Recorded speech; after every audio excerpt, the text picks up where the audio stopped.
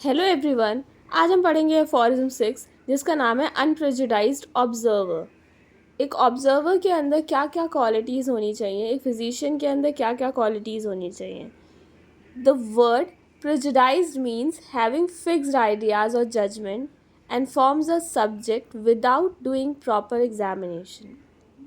एक unprejudiced observer वो होता है जो कि सब कुछ देख के प्रॉपर एग्जामिनेशन करके प्रॉपर सिम्टम्स को नोट डाउन करके एक पर्टिकुलर रिजल्ट पे पहुँचे।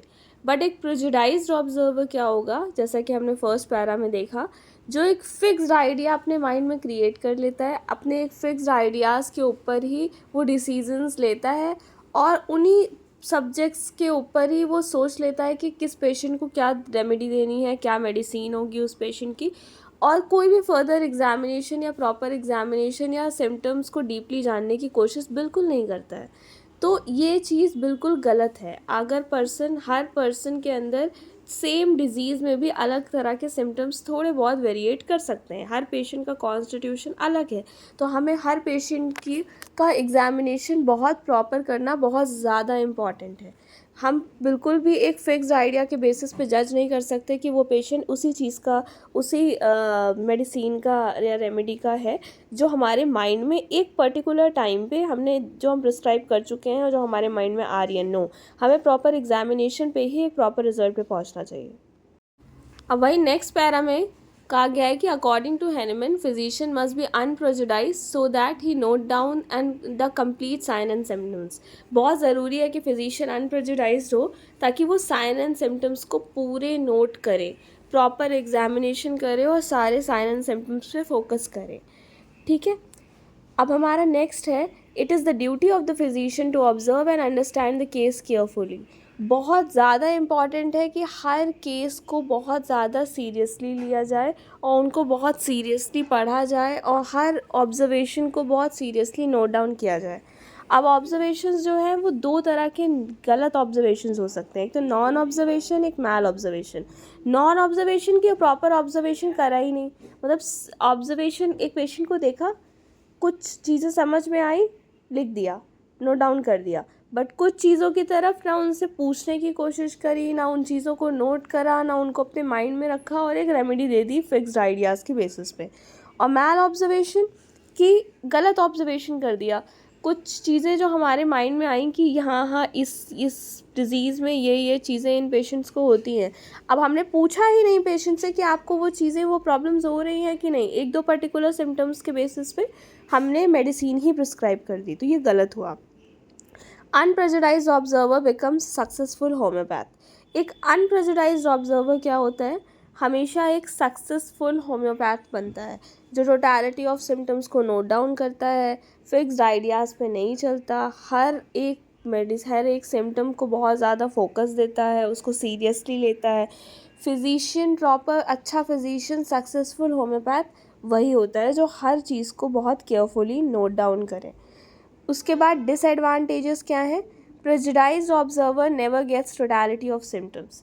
अब हमने कहा ही है कि अनप्रेजुडाइज्ड ऑब्जर्वर होना चाहिए जो कि टोटलिटी ऑफ सिम्टम्स को नोट डाउन करे। प्रेजुडाइज्ड ऑब्जर्वर क्या हुआ, उसने तो कभी टोटलिटी ऑफ सिम्टम्स को नोट डाउन ही नहीं किया है, उसका तो ऑब्जर्वेशन प्रॉपर है ही नहीं, तो फिर प्रॉपर आएगा ही नहीं। नेक्स्ट है, physician never finds out similimum medicine. अब जब हम कुछ पर्टिकुलर केसेस ही ले रहे हैं तो कहाँ से मिलेगा सिमिलिमम मेडिसिन, सारे सिम्टम्स कहीं मैच ही नहीं करेंगे, फिर जो हमारे दिमाग में आएगा हम वही मेडिसिन प्रिस्क्राइब कर देंगे, वही रेमेडी हो जाएगी उस पेशेंट की, जो कि बिल्कुल गलत होगा। Now physician can not be able to find out the cause of the disease. अब कभी पता ही नहीं चल पाएगा कि उस डिज़ीज़ का कॉज क्या था। ठीक है, कॉज ऑफ द डिज़ीज़ के बारे में भी हम डिटेल्ड स्टडी करेंगे, कॉजेज़ ऑफ द डिज़ीज़ के बारे में। नेक्स्ट है, physician can not be able to cure the patient. अब पेशेंट अगर ठीक भी हो जाता है, बाई चांस अगर पेशेंट ठीक भी हो गया है तो उसको करेक्ट मेडिसिन या करेक्ट रेमेडी की वजह से वो ठीक नहीं हुआ है, वो उसका लक था। तो बिल्कुल भी ये नेसेसिटी नहीं है कि हर बार लक काम करेगा, तो बिल्कुल भी नेसेसिटी नहीं है कि हर बार पेशेंट ठीक होगा। इसलिए बहुत ज़रूरी है कि हम प्रॉपर प्रिंसिपल्स के ऊपर चल के प्रॉपर मेडिसिन ही प्रिस्क्राइब करें और बिल्कुल भी गलतियां ना करें। बहुत ज़्यादा ज़रूरी है कि हम इन चारों डिसएडवांटेजेस को के ऊपर फोकस करके एक प्रॉपर मेडिसिन हमेशा दें। According to Hahnemann, unprejudiced observer is the true physician. ये लाइन कई बार कही गई है, तो इट इज़ वेरी इंपॉर्टेंट, हमें हमेशा पता होना चाहिए कि अनप्रेजराइज ऑब्जर्वर जो है वो एक ट्रू फिजिशियन होता है। क्या क्या क्या बोल सकते हैं लाइंस, जो कि टोटलिटी ऑफ सिम्टम्स को नोट डाउन करता है, जो कि अपने फिक्स्ड आइडियाज़ के ऊपर नहीं चलता, जो कि मैल ऑब्जर्वेशन नहीं करता, नॉन ऑब्जर्वेशन नहीं होता करता, जो कि बिल्कुल एग्ज़ामिनेशन प्रॉपर करेगा, हर चीज़ को नोट डाउन करेगा और फिर एक मेडिसिन के ऊपर लीड करेगा। नाउ अब हम अफोरिज्म 6 को पढ़ते हैं।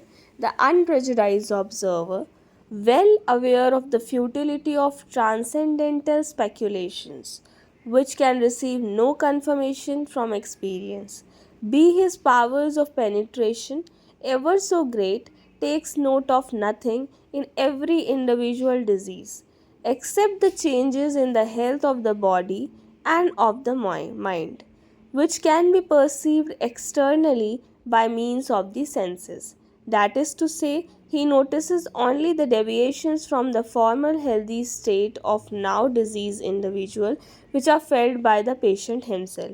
अब देखो इसमें कितना क्लियरली लिखा हुआ है कि एक फिजिशियन क्या नोट डाउन कर रहा है, सिर्फ कि एक पेशेंट पहले कैसा था और उसके अंदर अब क्या क्या चेंजेस आ गए, यही चीज़ें उसने नोट डाउन कर ली, बस उसके बाद उसने उस चीज़ के बेसिस पे एक मेडिसिन प्रिस्क्राइब कर दी।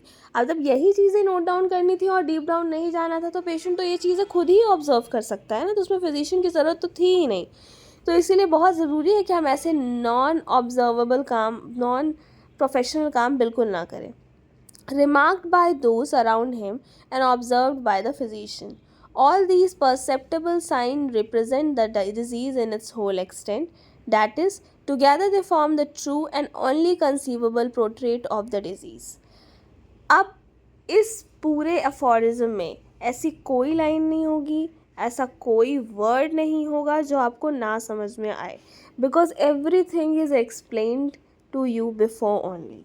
सो विद दिस मैं चाहूँगी कि आप बहुत ज़्यादा फोकस से इस अफोरिज्म को बार बार पढ़ें, क्योंकि एग्ज़ाम में क्वेश्चंस आते हैं कि what is an who is an unprejudiced observer, और ये अफोरिज्म बहुत ज़्यादा ही इम्पॉर्टेंट है। इस अफोरिज्म को आप रीड करें, री रीड करें, उसके बाद आपको ये आसानी से समझ में आ जाएगा। Keep studying.